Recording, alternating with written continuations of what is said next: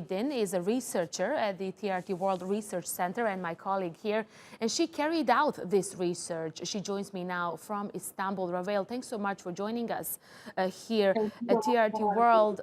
I mean, we all, when we've seen these numbers, we were all, could this be avoided? We were thinking about this. Talk us through the highlights of your research. Could this be avoided in India? Of course, thank you so much for having me.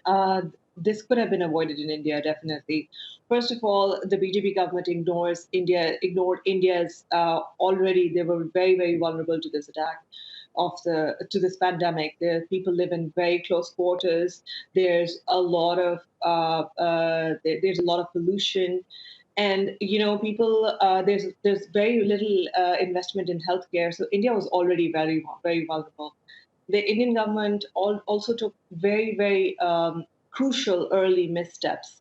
For example, they imposed a 21-day lockdown, which caused a lot of economic disarray, that led to a 23% decline in the Indian GDP when there were only 591 cases. So people started getting very frustrated very early on. Then what the BJP government did was they touted very unscientific measures to cure or fight COVID, such as, for example, yoga, cow urine, banging their utensils together at night. So that led to a lot of confusion. Adding to the confusion is the fact that they never let down the communication blackout in Kashmir, which is already in place. Following the revocation of Article 370.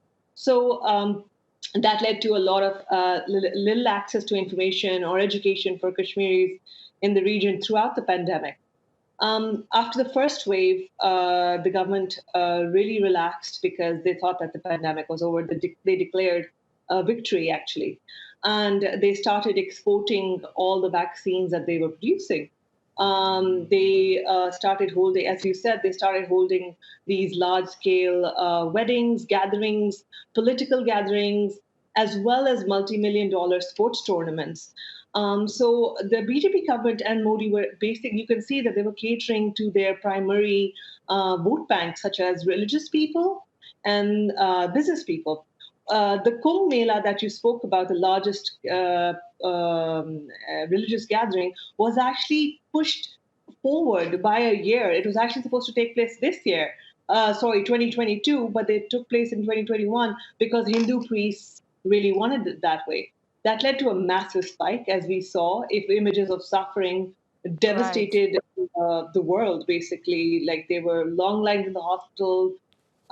Black markets emerged for oxygen, but there's a lot to learn. Right. And what lessons we can learn actually from your India COVID study? So there are actually 3 lessons to be learned at this point. One of them is that the vaccine export program was meant to be a very big diplomatic push by the Indian government because they're seeking a UNSC seat, permanent seat. And they thought that this would be a very good way to kind of enter the global diplomatic leadership stage. And however, experts along the year have claimed that successive Indian governments have sought international status at the expense of the common man. And that's something which we saw on full display at this point.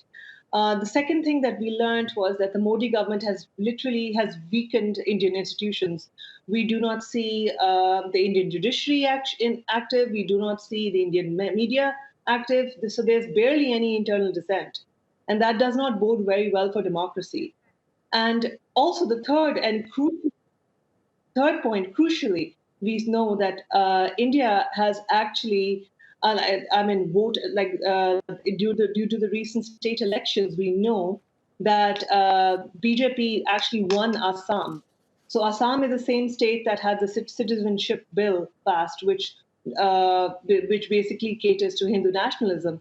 So we know that despite everything, this might not be the end of Modi. Okay, Ravale Mohydin, very interesting. Thanks so much for that. She's a researcher at the TRT World Research Centre.